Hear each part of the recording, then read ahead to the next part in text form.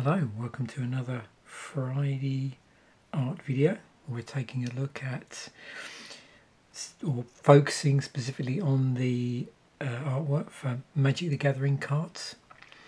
And as I don't have particular singles from this particular era that synchronizes with other videos that I put out in the same week, I'm going to feature a theme deck again. So I've got a nice Planeshift era theme deck here. We've got this one, which is, as you can see, the Domain deck, one of the four. So there was the Domain deck, there was the Scout deck, the Comeback, and the Barrage. This is another deck that is able to leverage all 5 colours from Magic. So we'll see how it does that. As I've been doing for these, what I'll do is I'll go through, I'll do a first pass so you can see the full cards, and then we'll switch to a second pass where I zoom in on the artwork. Next week I won't be featuring a deck from the, what would it be, so Planeshift Apocalypse, because I don't have one. So what I'm going to be doing there, and any ones in the future where that's the case, is featuring another deck where there's potentially a lot of one-offs and magics from, cards from Magic's history. So my first things that I'll probably use are going to be the premium decks. I don't know if anybody remembers those. And then after that, any week where I don't have a deck. So I think I do have a Torment theme deck and a Scourge, so I'll line those up with the specific weeks. But for anything else, like I said, I'll feature some other deck which I've got, which has some interesting cards in it, and that'll be the case until we get up to around the era of the 8th edition, where I actually do have quite a number of singles again. So as you can see here, in addition to the foil that comes as an extra card with this deck, they had these premium foil lands that featured in theme decks from this era. Very nice there. And that would have come from the large set of the block, which was Invasion. They had this insert, not as nice as the insert that came with the Urza deck that I did. I think it was a Tombstone deck. But this one does feature and describes certain keywords and abilities that were part of the set generally. So you can sort of see that. It's about things like the Dragon Charms and Planeswalking Charmers. Yes, they were actually using the term Planeswalker back then. Familiars. The Planeshift story. And then if you're wondering, on the other side, this is the side which has the deck list. And again, unlike the Urza deck we looked at, this deck doesn't feature like modifications specifically. That had a second deck list for an enhanced version of the deck. This just has the deck itself and then some playing suggestions for the deck, so how to play it. And then there is a little bit as well about improving the deck, but there's no specific, second deck list. Yeah. So let's flip through the deck here. I think what we'll do here is we'll just take it as it comes with this.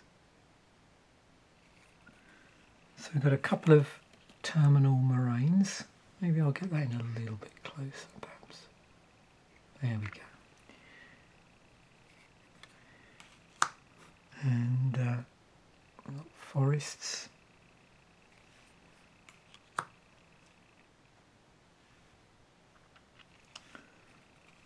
So it'd be interesting to see how many pieces of artwork for each we'll see. It looks like for the forest at least we've got all 4 pieces of artwork. This may be like the previous week's deck where there's a lot of one particular colour over the others, but we'll see here. This is the first time I've actually flipped through this deck since I think I did my original deck analysis, which I'll include a link for this way back in the early 2010s when I first opened it. We're now moving on to mountains and see how many pieces of artwork we've got for this. So 3 mountains, so we'd only have 3 pieces there out of the 4. I do particularly like the swamps in this set, actually, the artwork for the swamps. And we'll get to see them even better when we zoom in. So another 3 there, so 3 out of 4. And then we have the islands.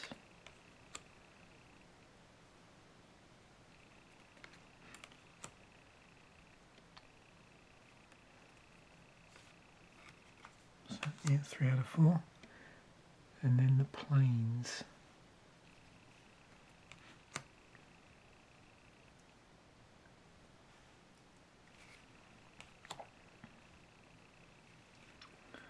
It's 3 out of 4. So let's have a look and see what we have here. So we've got some Semite pilgrims. There's 3 of those in the deck. Okay. Wayfaring giant, a single wayfaring giant. Single Kavu recluse and a Kavu scout. There are 2 of those, I think. Yep. Quirion dryad. Quirion explorer, of which we have 2.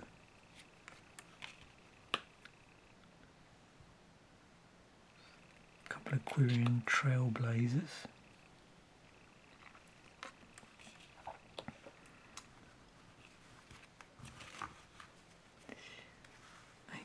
What's that?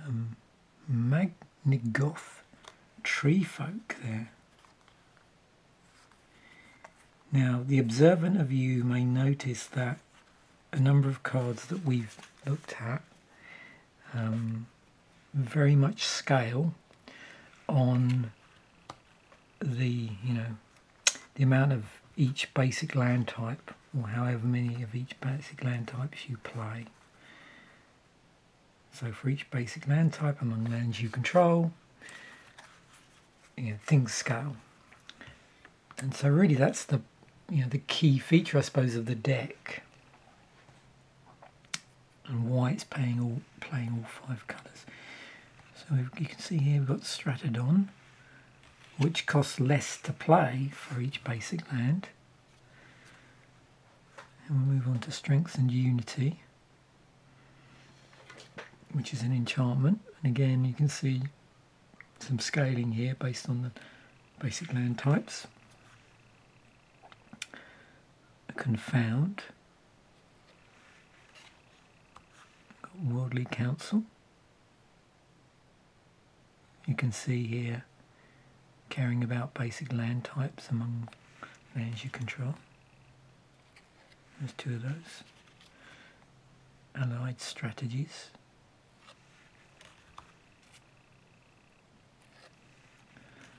You may also have noticed that with the the green creatures and green cards, they're helping trying to fix the mana in here, so you can get those basic lands out and things start to scale a lot better. Exotic Curse. So that's a -1/-1 spell that scales off of basic lands. There's 2 of those. Exotic Disease. So Life Exchange. There's a couple of those. Breath of Darigaz. Does have kicker. There's a Tribal Flames. Damage scales off of the basic lands. 2 of those. Well, actually 3. Gaia's Might. So that's an interesting pump spell. Instant speed, so you can use it as a combat trick. And the +1/+1 scales off the basic lands. There's a Harrow in here, so help you get basic land cards. You do have to sacrifice a land though.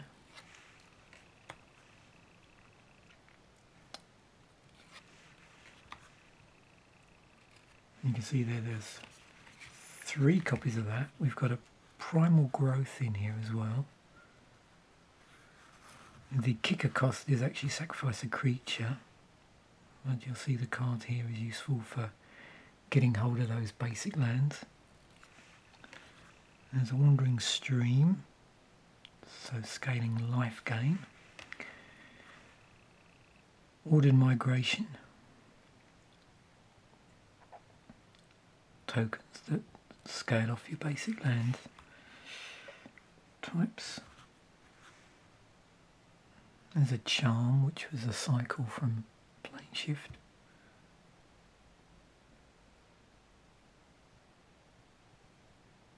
Nice modal spell. So it's got Wraiths and Treever's Charm in here, because of course you have access to all 5 colours. Okay, so what we'll do now is we'll go back through in reverse, but I'll zoom right in so we can really get a close look at the artwork.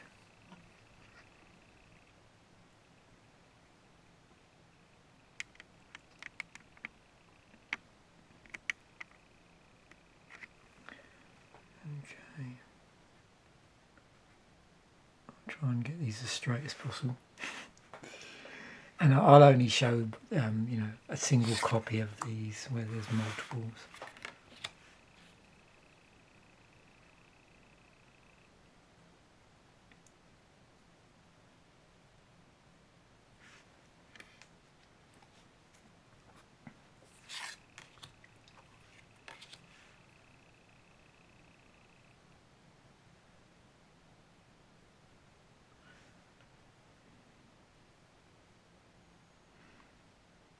The things I've always noticed about this era in Magic is the look that the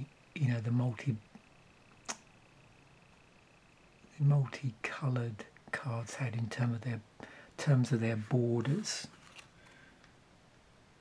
It gave the card quite a different look, I think, than the other ones that weren't multicoloured cards. Yeah, the gold bordered cards, for want of a better word.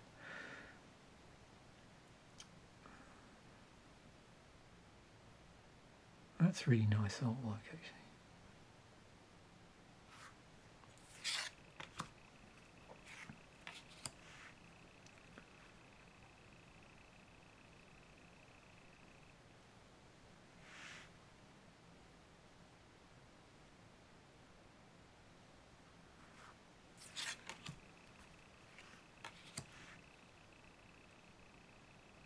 And there we have a rather creepy looking Harrow.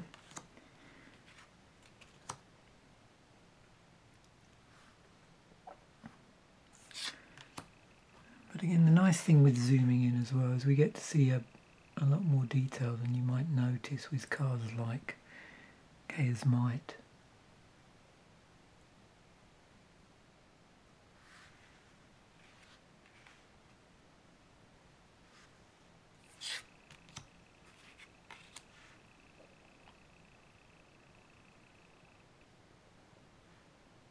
There's our Tribal Flames.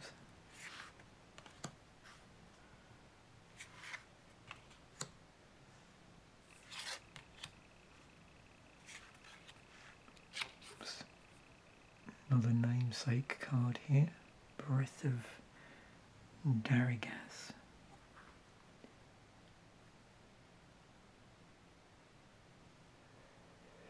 That's some pretty bad breath there.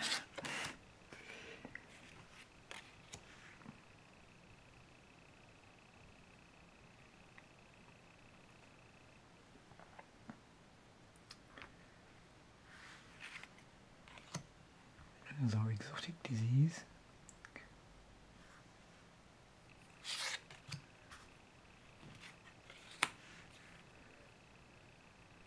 And our exotic curse.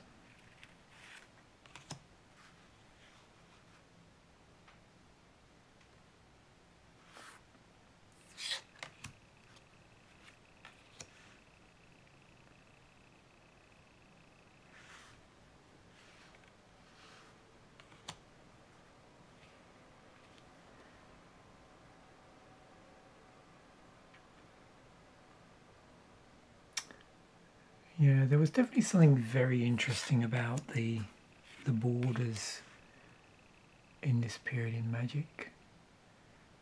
Yeah, there was quite a marked difference in the look between the different colours.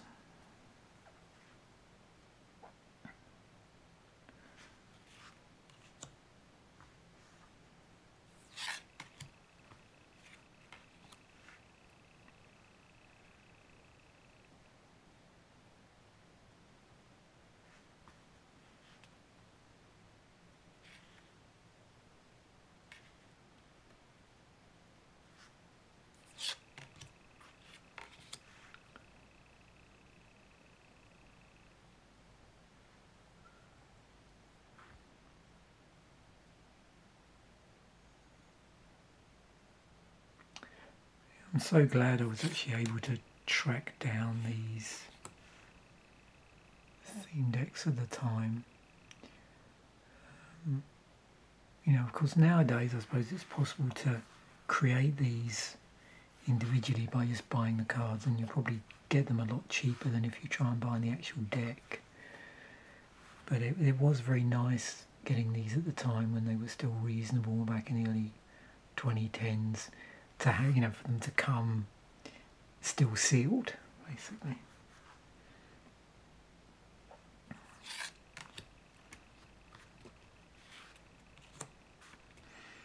Yeah, that last card, very Star Wars inspired, I think. A little bit sort of Imperial Walker like.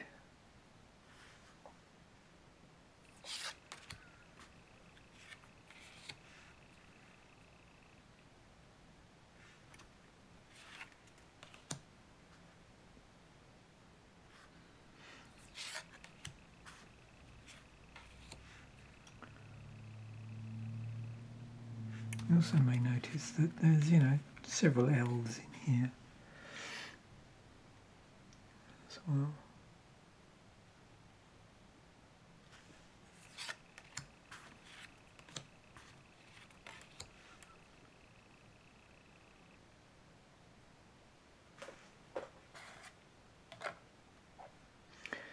And that's the artwork that's also used on the front of the deck box as well. You probably noticed that. That has a really interesting look to it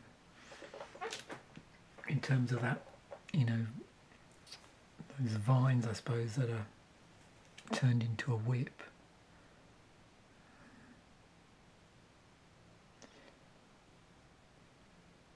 I do wonder what that would look like in foil, although that wasn't a thing for any cards beyond that basic land I showed you, I think.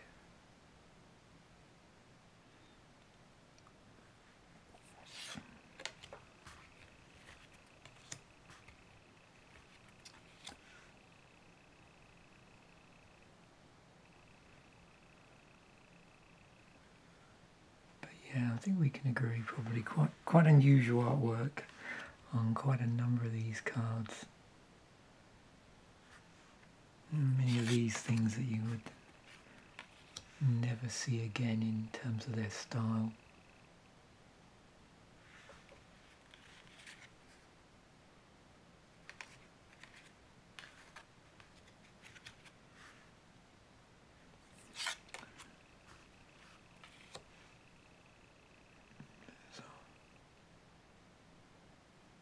Samite Pilgrim.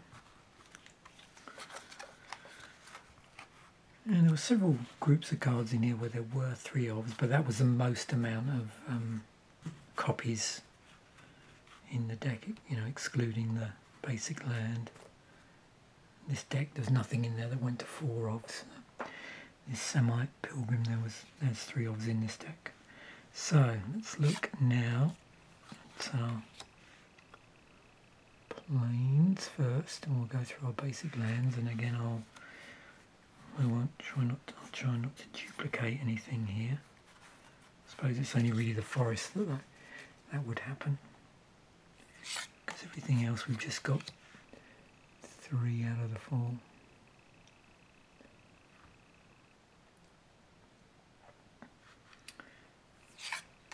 Of course, I suppose we would have, if you've already watched last week's video, you would have seen this artwork, because that was an invasion deck, and yeah, this artwork is also from Invasion, because generally speaking, you know, all the artwork came from the largest set of the block.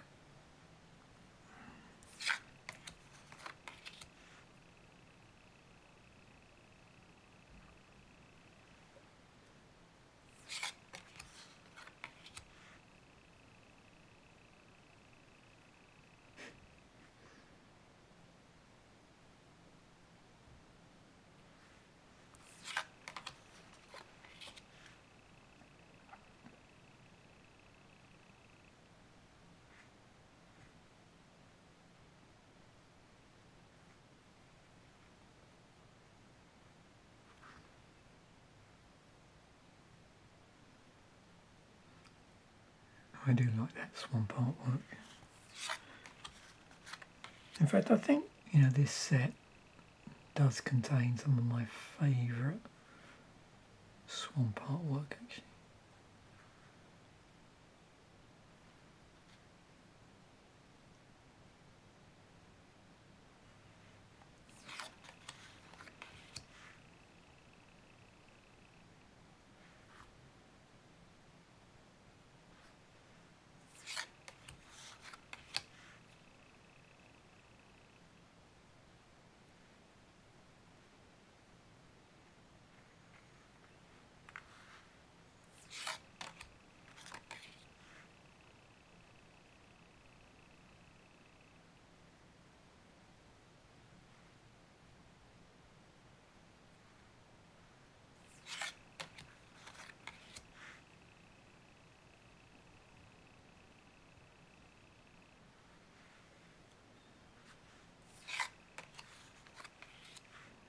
And then onto the forest, where we do actually get to see all 4 pieces of art.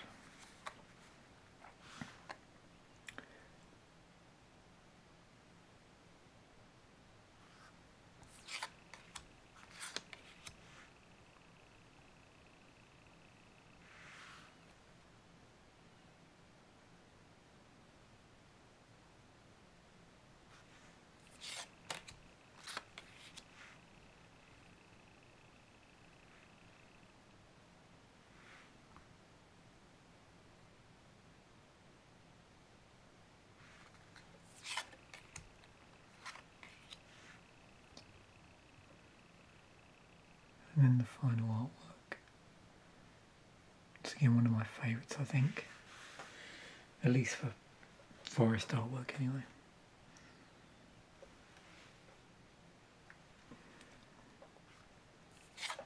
Okay, so there we have it. Hopefully you've enjoyed that flip through the deck and then the close-up of the artwork once again. As I said, next week I'll be looking at one of the premium decks. I think that's the idea, because I don't have any substantial amount of cards or any decks from Apocalypse. So thanks once again for watching. Bye for now, and I will catch you in the next video.